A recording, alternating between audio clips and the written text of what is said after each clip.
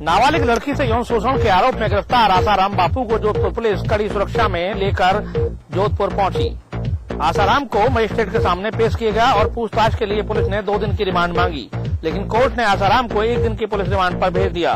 बताया जा रहा है कि आसाराम पूछताछ में सहयोग नहीं कर रहे हैं, वो पुलिस के सवालों का जवाब नहीं दे रहे हैं। इससे पहले आसाराम की सेहत का जायजा लेने के लिए डॉक्टरों की टीम पुलिस लाइन पहुंची। डॉक्टरों ने उनका मेडिकल किया। इसके अलावा आसाराम के वकीलों की टीम भी मौके पर मौजूद रही। जोधपुर पहुंचने पर पुलिस ने आसाराम का रूट बार बार बदला। एयरपोर्ट से निकलने के बाद सबसे पहले पुलिस ने महिला थाने के लिए लेकर निकली। आपको बता दें कि नाबालिग के यौन शोषण के आरोपी आसाराम बापू को गिरफ्तार करने के लिए जोधपुर पुलिस शनिवार रात इंदौर स्थित उनके आश्रम पर पहुंची थी। उनको रात करीब 12:15 बजे हिरासत में लिया गया और उसके बाद दिल्ली लाया गया। दिल्ली से रविवार को जोधपुर पुलिस आसाराम बापू को जोधपुर लेकर पहुंची और वहां अदालत में पेश किया, जहां से उनको 1 दिन की पुलिस हिरासत में अदालत ने भेज दिया। इस मामले में जोधपुर के पुलिस कमिश्नर ने भी कहा है कि आसाराम बापू की मेडिकल जांच भी की जाएगी ताकि इस मामले की तह तक पहुंचा जा सके। बलात्कार के आरोपी आसाराम की जैसे ही इंदौर में गिरफ्तारी हुई तो भूख हड़ताल पर बैठे पीड़िता के पिता के चेहरे पर राहत की लकीरें दिखने लगी। पीड़िता के पिता ने रात करीब 1 बजे नींबू पानी पीकर अपनी भूख हड़ताल खत्म की। आसाराम की गिरफ्तारी की मांग को लेकर पीड़ित के पिता ने 31 अगस्त सुबह अपने समर्थकों के साथ भूख हड़ताल शुरू की। पूरे दिन धरना स्थल पर गहमा गहमी रही। शाम होते होते लगने लगा था कि आसाराम किसी भी समय गिरफ्तार किए जा सकते हैं। आधी रात के समय जब आसाराम को पुलिस ने गिरफ्तार किया तो धरना स्थल पर खुशी की लहर दौड़ गई।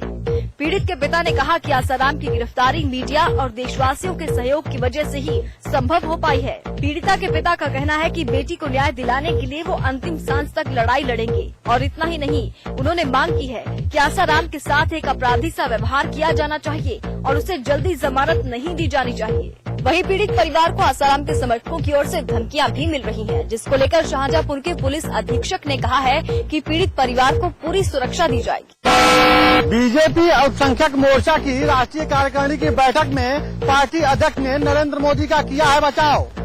पार्टी अध्यक्ष राजनाथ सिंह ने कहा कि गोधरा कांड के लिए नरेंद्र मोदी नहीं है जिम्मेदार। चुनावी साल को ध्यान में रखकर बीजेपी ने रणनीति बनानी शुरू कर दी है। बीजेपी अल्पसंख्यक मोर्चा की राष्ट्रीय कार्यकारिणी की बैठक में वैसे तो कई अहम मुद्दों पे चर्चा हुई, लेकिन सबकी निगाहें 5 राज्यों में होने वाली विधानसभा चुनाव पर टिकी है। बैठक में बीजेपी नेताओं का यही प्रयास रहा कि अल्पसंख्यक वर्ग का विश्वास जीतना सबसे जरूरी है।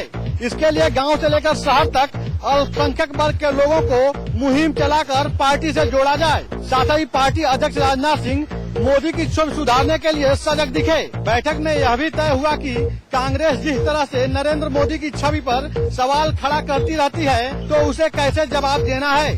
खैर, सब कुछ के बाद बीजेपी अल्पसंख्यक मोर्चा की राष्ट्रीय कार्यकारिणी की बैठक में यह देखने को मिला कि बीजेपी नेता यह जान चुके हैं कि अगर चुनाव जीतना है तो अल्पसंख्यक वर्ग के लोगों को पार्टी से जोड़ना बहुत जरूरी है। नोएडा के सेक्टर 35 में देश के विदेश मंत्री सलमान खुर्शीद कार्यकर्ताओं को संबोधित करते हुए बीजेपी पर जमकर बरसे। बीजेपी पर निशाना साधते हुए विदेश मंत्री सलमान खुर्शीद ने कहा कि कांग्रेस को हराने वाला अभी तक पैदा नहीं हुआ है। मोदी क्या हराएगा? कांग्रेस को कोई हरा सकता है तो वो सिर्फ कांग्रेस है। वहीं वो गुजरात के मुख्यमंत्री नरेंद्र मोदी पर भी जमकर बरसे। उन्होंने कहा कि मोदी को उत्तर प्रदेश की जनता सबक सिखाएगी। वहीं उन्होंने मोदी के दिल्ली आने पर चुटकी लेते हुए अपने कार्यकर्ताओं से अपील की कि मोदी को नोएडा में ही रोक देना। कार्यकर्ताओं को संबोधित करते हुए वो सीरिया मामले पर भी बोले। उन्होंने कहा कि सीरिया का मामला बहुत गंभीर है और इस पर सरकार की नजर लगातार बनी हुई है। वहीं सलमान खुर्शीद आसाराम बापू पर किसी भी प्रकार की कोई टिप्पणी करने से बचते नजर आए। उन्होंने कहा कि पुलिस अपना काम कर रही है। उत्तर प्रदेश की अखिलेश यादव सरकार ने एक बार फिर सूबे की ब्यूरोक्रेसी को निशाने पर लिया है। कैबिनेट मंत्री शिवपाल यादव ने ब्यूरोक्रेट पर आरोप लगाते हुए कहा है कि ऊंचे ऊंचे पदों पर बैठे हुए अफसरों के पास सभी सुविधाएं हैं, बड़े बड़े मकान हैं, बड़े बड़े फार्म हाउस हैं, लेकिन अफसर जानबूझकर सरकारी कामों में अड़चन पैदा करते हैं, जबकि अफसरों को उनका कोई हल निकालना चाहिए। राजधानी लखनऊ में वैश्य आरक्षण सम्मेलन में बतौर मुख्य अतिथि पहुंचे कैबिनेट मंत्री शिवपाल यादव ने प्रदेश की ब्यूरोक्रेसी पर जमकर हमला किया।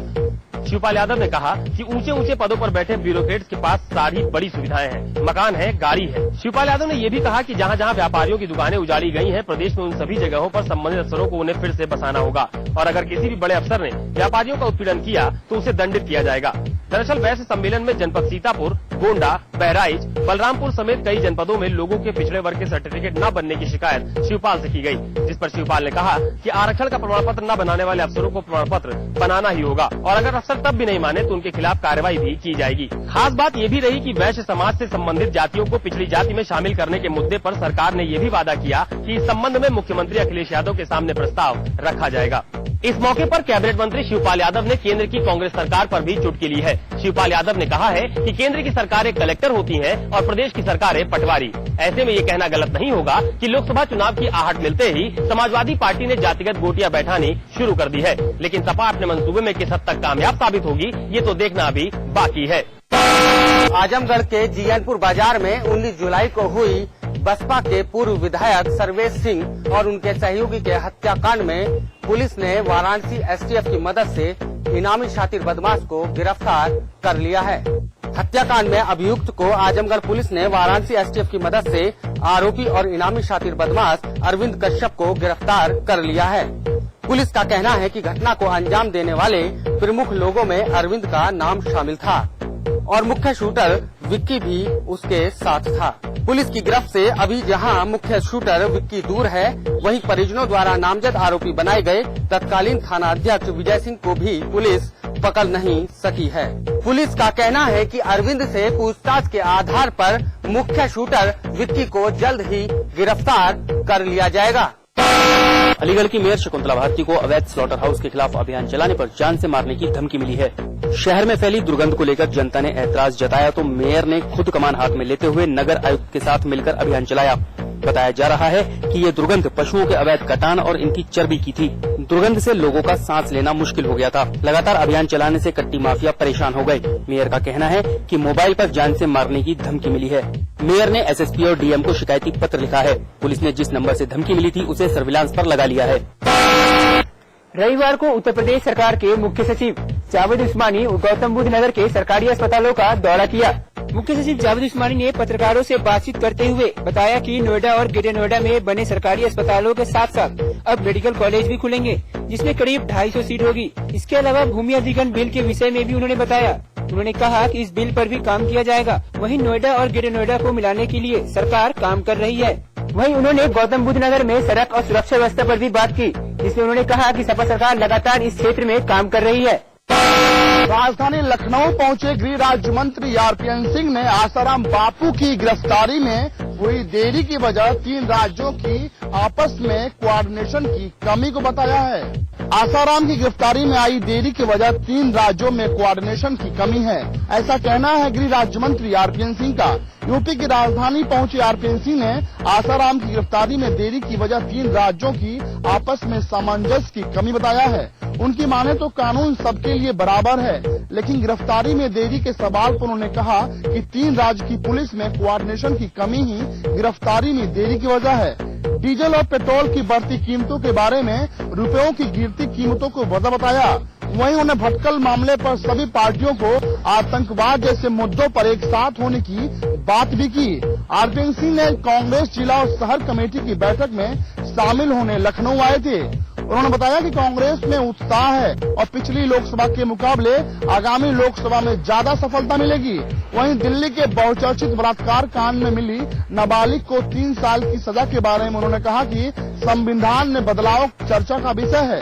आरपीएन सिंह यूपी की राजधानी लखनऊ में कांग्रेस कार्यकर्ताओं को जीत का गुड़ मंत्र दे रहे थे। वहीं उन्होंने खास सुरक्षा बिल की खासियत के बारे में भी कार्यकर्ताओं को बताया। साथ ही उन्होंने कहा कि भोजन का अधिकार कानून की खासियत जन जन तक पहुंचाने का आग्रह भी किया। वजह साफ है, कांग्रेस फूड सिक्योरिटी बिल को आगामी लोकसभा चुनाव में अपना सबसे बड़ा हथियार बनाना चाहती है। इतना ही नहीं, कांग्रेसी कार्यकर्ताओं को जीत का गुर मंत्र देने आए गृह राज्य मंत्री आरपीएन सिंह ने कहा कि कानून सबके लिए बराबर होता है। वहीं उन्होंने ये भी कहा कि 2014 के लोकसभा चुनाव में कांग्रेस पिछली बार से ज्यादा सीटें लाएगी। शिव की नगरी काशी में दशाश्वमेध थाना क्षेत्र के जगमबाड़ी मठ में रहस्यमयी तरीके से भगवान शिव की शिवलिंग चोरी हो गई है। सूचना पाकर मौके पर पहुंची पुलिस ने सीसीटीवी को खंगाला तो सीसीटीवी के फुटेज में चोर के सारे कारनामे रिकॉर्ड थे। फिलहाल सीसीटीवी के फुटेज को आधार बनाकर पुलिस आगे जांच बढ़ा रही है। मंदिर परिसर में हुई चोरी के बाद वहां के लोगों का कहना है कि 100 साल के करीब लगभग ये शिवलिंग पुराना था।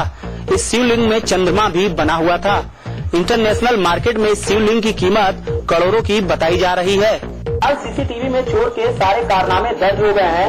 वहीं इस बात को आधार बना के पुलिस जांच आगे बढ़ा रही है। लेकिन हम आपको बताते चले कि वाराणसी के मंदिरों में ये चोरी की घटना पहली नहीं है। इसके पहले भी कई मंदिरों में इस तरह की चोरियां हो चुकी हैं। महंगी प्याज की कीमतों से वैसे तो पूरे देश के लोग परेशान हैं, लेकिन इलाहाबाद जिला प्रशासन ने इसके लिए एक अनोखी पहल की है। उन्होंने बाकायदा प्याज के दाम निर्धारित किए हैं और विक्रेताओं से उसी दामों पर प्याज बेचने के निर्देश दिए हैं। जो विक्रेता इन निर्धारित दामों से ज्यादा पर प्याज बेचेगा उसके खिलाफ बाकायदा FIR दर्ज कराई जाएगी। संगम नगरी इलाहाबाद के लोगों को अब बेवजह खून के आंसू नहीं रुलाएगी प्याज की मनमानी कीमतें। थोक व फुटकर बाजारों में 1.5 से 2 गुना का फर्क होने के बाद इलाहाबाद के प्रशासन ने अब प्याज की MRP यानी फुटकर बिक्री की अधिकतम कीमत 45 रूपए तय कर दी है।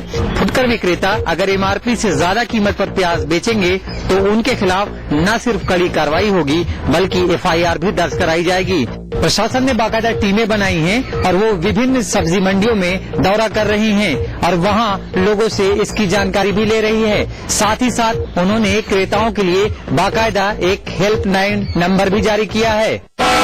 लखनऊ से पुणे जा रही सुपर फास्ट एक्सप्रेस ट्रेन में उस वक्त हड़कंप मच गया जब GRP के सिपाहियों ने यात्रियों से रुपए लेकर जनरल बोगी के डिब्बे में यात्रियों को सीट पर बैठा दिया और बैठे हुए यात्रियों को जबरन सीट से उठाकर उन्हें बाहर कर दिया। कानपुर सेंट्रल स्टेशन पर सिपाहियों की वसूली का कोई पहला मामला नहीं है। GRP के सिपाहियों द्वारा अवैध वसूली से यात्री अक्सर परेशान रहते हैं। वहीं लखनऊ से पुणे जा रही super fast express train platform number 5 पर आकर रुकी। उसी दौरान GRP के 3 सिपाहियों ने यात्रियों से 200 रुपए लेकर जनरल बोगी में सीट पर बैठाने लगे और जनरल बोगी की सीट पर बैठे यात्रियों को जबरन सीट से उठा दिया गया, जिसके चलते यात्रियों ने GRP थाने के बाहर जमकर हंगामा काटा।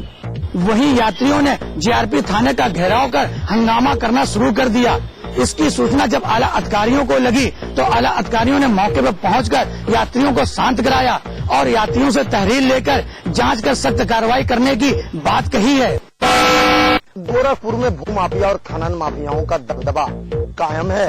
आपको हम बता दें कि गोरखपुर के कैंट थाना क्षेत्र स्थित मोहद्दीपुर में एक जमीन पर भूमाफिया और खनन माफिया कब्जा करने पहुंचे थे, जहां पर JCB लेकर के उस पे बने मकान को गिराने का प्रयास भी किए, जहां पर रहने वाले लोगों ने उनका जमकर विरोध किया। विरोध करने के बाद भूमाफियाओं ने उनको जमकर पिटाई की और घर में लूटपाट भी किया, जिसकी पीड़ित ने तहरीर स्थानीय थाने को दी। फिर थानेदार ने वहां पर मौजूद भूमाफियाओं के कुछ गुर्गों को पकड़कर थाने लाई।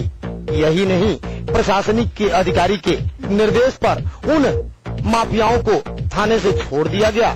इसकी न्याय के लिए पीड़ित पक्ष वरिष्ठ पुलिस अधीक्षक के पास पहुंचा, जहां पर वरिष्ठ पुलिस अधीक्षक ने जांच की टीम गठित कर जांच कराई, जिसमें चौकी इंचार्ज दोषी पाए जाने के कारण चौकी इंचार्ज को सस्पेंड कर दिया गया और कैंट इंस्पेक्टर के खिलाफ विभागीय जांच की टीम गठित कर जांच कराई जा रही है। यही नहीं, इस पूरे केस को क्राइम ब्रांच को सौंप दिया गया है। क्राइम ब्रांच की टीम इस मामले की जांच तो कर रही है, देखना भी यह लाजमी होगा क्या क्राइम ब्रांच की टीम पीड़ितों को न्याय दिला पाती है या नहीं, यह तो आने वाला वक्त ही बताएगा। आखिरकार राज्य सरकार ने केदारनाथ मंदिर में पूजा को लेकर अंतिम फैसला ले लिया है। जी हाँ, रविवार को सचिवालय में आयोजित हुई सरकार मंदिर समिति और संत समाज के बीच बैठक में इस बात पर मोहर लग गई कि पूजा 11 सितंबर को ही होगी। हालांकि आम जनता और मीडिया तक पर तमाम प्रतिबंध लगा दिए गए हैं। पिछले काफी समय से केदारनाथ मंदिर में पूजा को लेकर उठ रहे सवालों पर आखिरकार सरकार ने रोक लगा दी है। जी हाँ, रविवार को इस बात को लेकर अंतिम फैसला होगा कि मंदिर समिति ने ले लिया है कि पूजा 11 सितंबर को ही होकर रहेगी। सचिवालय में आयोजित बैठक में मुख्यमंत्री विजय बहुगुणा, पर्यटन मंत्री अमृता रावत, मंदिर समिति के अध्यक्ष गणेश गोदियाल और चारधाम विकास परिषद के उपाध्यक्ष सुबुद्धानंद के साथ मंदिर समिति के सदस्य और अधिकारी मौजूद रहे। बैठक में निर्णय लिया गया कि 11 सितंबर को पूजा होगी, जिसको संपन्न कराने के लिए मंदिर समिति के 24 लोगों का दल वहां जाएगा और 11 सितंबर को सुबह 7 बजे से पूजा शुरू की जाएगी। हालांकि सरकार ने इस पूजा के कार्यक्रम में कई प्रतिबंध लगा दिए हैं। इस पूजा कार्यक्रम में श्रद्धालुओं को लेकर पाबंदी लगा दी गई है। मुख्यमंत्री के अनुसार अभी श्रद्धालुओं के जाने के लिए वहां स्थिति नहीं है। ऐसे में केवल अभी मंदिर समिति के लोग और प्रशासन के लोग ही वहां जाएंगे। इसके अलावा केदारनाथ जाने के लिए पैदल मार्गों पर प्रतिबंध लगा दिया गया है। पूजा में शामिल होने के लिए महज सरकारी हेलीकॉप्टरों के माध्यम से ही प्रशासन के लोगों को भेजा जाएगा। प्राइवेट हेलीकॉप्टरों के केदारनाथ जाने पर रोक लगा दी गई है। वहीं मीडिया को भी सूचना विभाग की अनुमति के बाद ही भेजा जाएगा। मुख्यमंत्री के अनुसार 11